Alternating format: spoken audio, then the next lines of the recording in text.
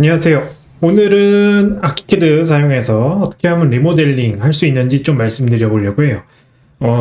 빔을 사용하는 거에 대해서 굉장히 이제 많은 말들이 있어요. 저도 이제 댓글들 쭉 보면 우리나라 같은 경우에 뭐 설계빔 따로 있고 뭐 시공빔 따로 있고 뭐 이런 얘기가 굉장히 많은데 뭐 그런 얘기는 저는 잘 모르겠고, 보통 이제 건축을 하게 되면 크게 세 가지 있죠. 신축, 리모델링, 근데 인테리어. 근데 인테리어는 논외로 하고, 오늘 말씀드릴 건 이제 리모델링 부분이에요. 신축은 앞선 프로젝트, 샘플 프로젝트에서 워낙 많이 보여드린 것 같고, 제가 생각할 때는 뭐 신축은 뭐 전통적인 2D 캐드로 한다 그럼 뭐 해라 라고 할 수 있을 것 같아요. 어쨌든 땅 다 밀어버리고 그냥 아무것도 없는 땅에 새로운 거 요소만 넣으면 되니까 뭐 할 수도 있다라고 보는데, 제가 경험해 볼 때 리모델링 같은 경우에는 반드시 빔으로 하는 게 필요한 절차가 아닌가라고 생각이 듭니다.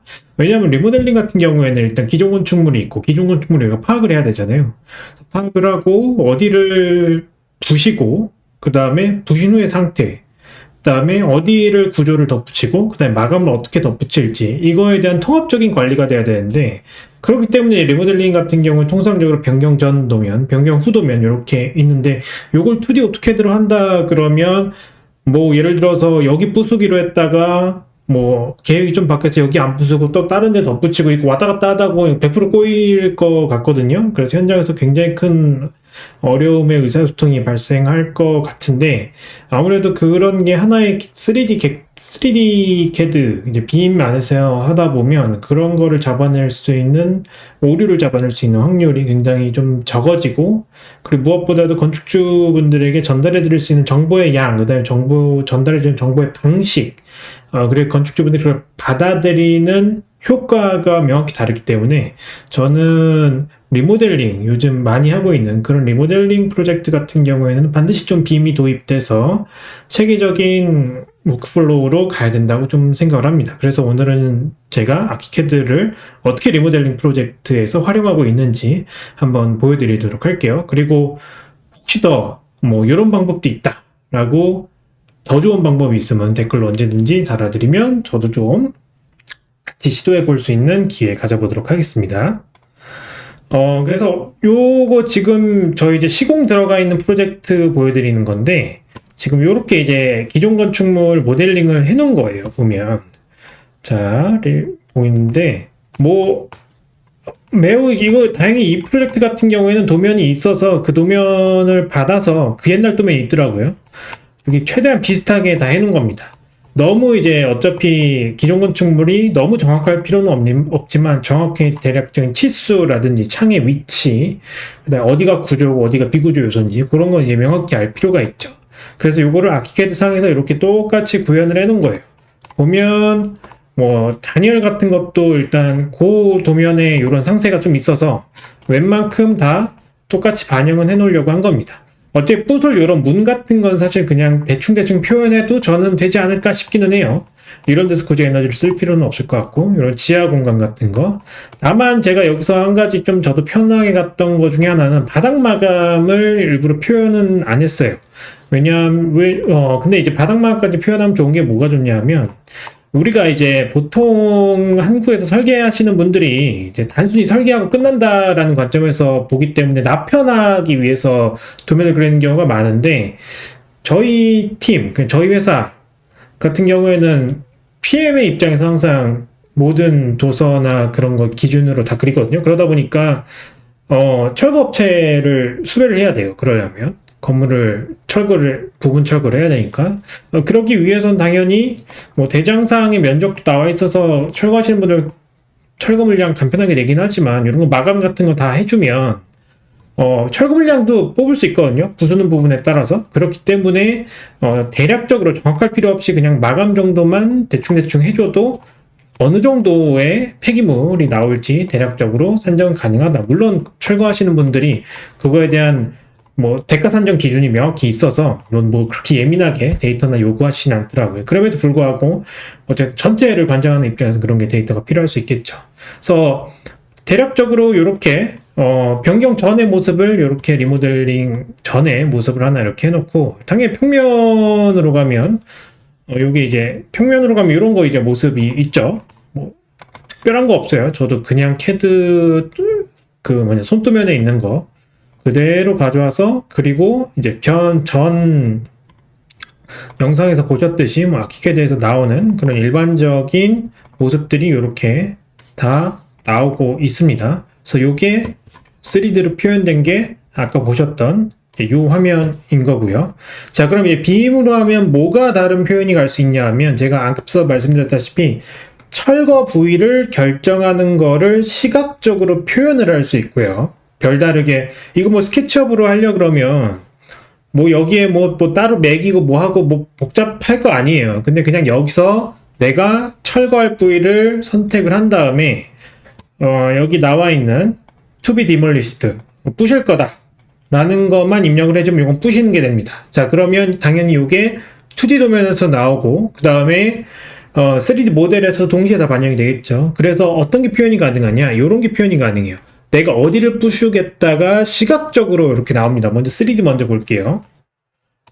여기 또 보면 지금 4층 옥상에서 슬라브 일부를 개폐하겠다가 시각적으로 바로 나오죠. 그리고 단면 같은 거 잘라보면 지금 여기도 골조만 남기고 나머지는 싹 다 철거해 버리겠다를 이렇게 표현을 할 수 있어요. 그러니까 설계한 사람도 편하고 그 다음에 이거 보는 사람도 편한 거예요. 이렇게 하면 아시겠죠? 그럼 이게 당연히 2D 도면으로 오면 이렇게 이제 보이겠죠? 지금 요 빨간색으로 제가 표시해 놨는데, 자, 요게 지금 부수지 않는데 구조 그대로 냅두고 요 외벽을 다 지금 부수겠다가 요렇게 이제 나오는 겁니다.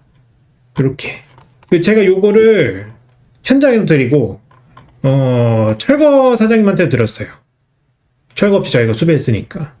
드리니까 여기 하면 되는군요. 이게 명확해지는 거예요. 서로 뭐 여기는 어떻게 부수고 뭐 이거 할 필요가 없는 겁니다. 그렇기 때문에 전달하는 입장에서 굉장히 다양한 정보를 쉽게 전달할 수 있다가 큰 메리트고, 자, 그러면 철거를 했으면 이제 철거 후의 모습도 보여줄 수 있겠죠.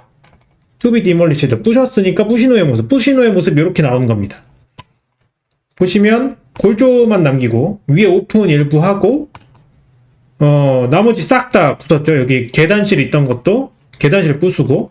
자, 그러면 단순히 이렇게 전달하는 거랑 신축하듯이 그냥 옛날 건물은 모르겠고 그냥 신축 건물에 이렇게 해서 3D 스케치업으로 올려서 하면 이렇게 딱 나오는 겁니다라는 이게 관점의 차이인 것 같아요.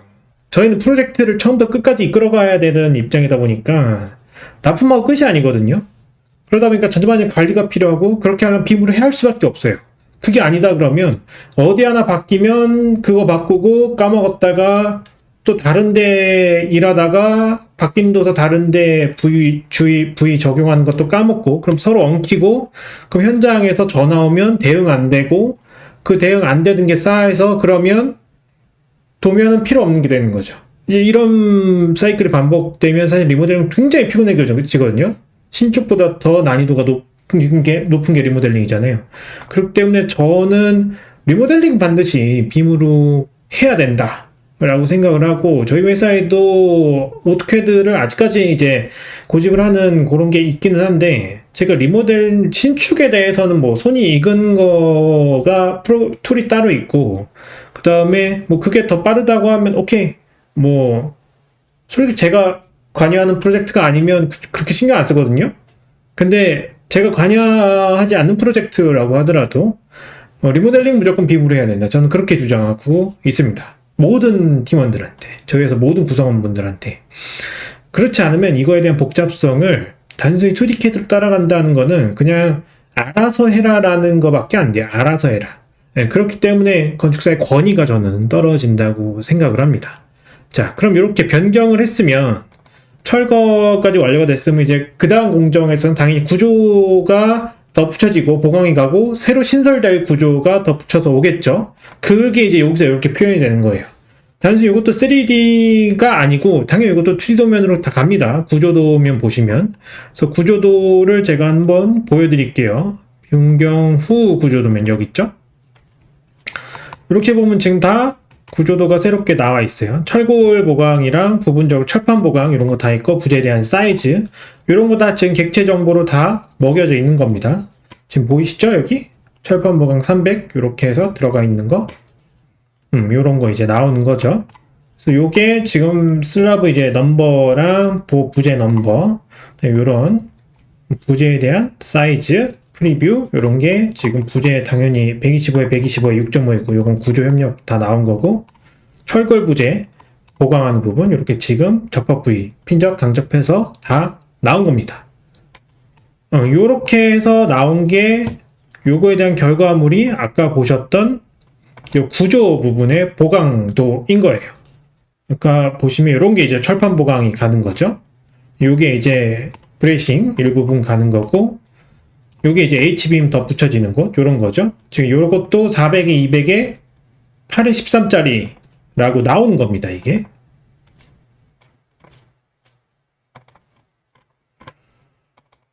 그렇기 때문에 요 안에서 그냥 다 해결하는 거예요. 그럼 당연히 이제 받는 사람도 이거 요렇게 하면 되겠구나. 너무 상세에 매달릴 필요가 없는 게 어차피 상세를 모두 다 표현할 수 없기 때문에 빔에서도 LOD 100부터 500까지 정의가 다 돼 있잖아요. 뭐 무시하실 수 있는 건 무시하셔도 돼요. 현장에서 충분히 수용할 수 있는 거는 수용하기 때문에 그런 거는 안 해도 되는데 우리가 원하는 건 정합성이잖아요. 이걸 어떻게 프로젝트를 끌고 가겠다. 이런 것도 보면 엑스브레이싱으로 해서 코어를 증축하는 게 여기도 이제 다 표현이 되고 있죠. 자, 그러면 요 다음에 들어올 거는 이제 마감 붙을 때 어떻게 붙는지. 기존 구조물과 마감의 차이를 이제 여기서 보여주는 겁니다. 색깔이 따로 안 칠해져 있는 거는 기존 구조물인 거고, 파란색으로 표시된 거는 지금 새롭게 들어오는 요소들을 제가 다 파란색으로 표시를 한 거예요. 밑에도 지금 들어가 있고, 외부에 지금 다 들어가 있죠. 그리고 이것만 보면 내 건물이 지금 어떻게 되고, 당연히 어떤 공정을 흘러가겠구나가 설계한 사람이 나도 파악이 되고 요걸 받아주는 건축주도 파악이 되고 양자 간의 소통이 굉장히 원활하고 현장 직관적으로 요렇게 하면 되겠구나가 바로바로 오는 거죠. 뭐 실수할 이유도 없이 그림 보여주고 요대로 해주세요라고 하면 되니까 당연히 요거에 대한 도면도 다 나오죠. 이렇게 보면 보이시죠? 아까 요게 1층 변경 전, 변경 후, 2층 변경 후, 2층 변경 전.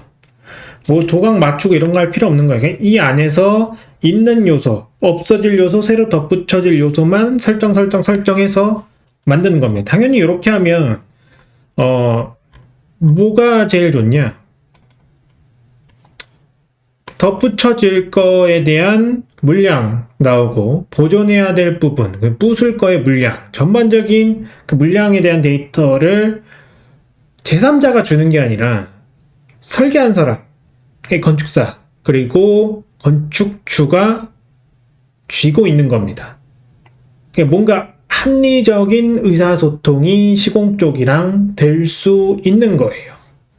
그렇기 때문에 리모델링은 레빗이 됐든 아키캐드가 됐든 제발 빔 소프트웨어 체제 안에서 진행했으면 하는 강력한 바람이 있습니다. 이런 것도 보시면 제가 이제 다 설정해 놓은 건데 뭐 이런 거죠. 나중에 이제 다 그래서 저희 같은 경우에는 어떻게 좀 내보내 드리냐 하면 상세도라고 하죠. 뭐 상세도가 별거는 아닌데 요게 있어요. 이런 게 아키캐드 상에서 지원한 3D 문서, 3D 다큐멘트라는 사항인데 이제 어쨌든 실시 도서라는 게 결국 이런 거잖아요. 내가 이제 좀 주요하게 시공상에서 주의를 하는 부분을 좀 확대해서 좀 다양한 정보를 한꺼번에 전달해주는 그런 역할을 하는 게 이제 상세도라고 저는 생각을 하는데 리모델링 같은 경우에는 예민하잖아요.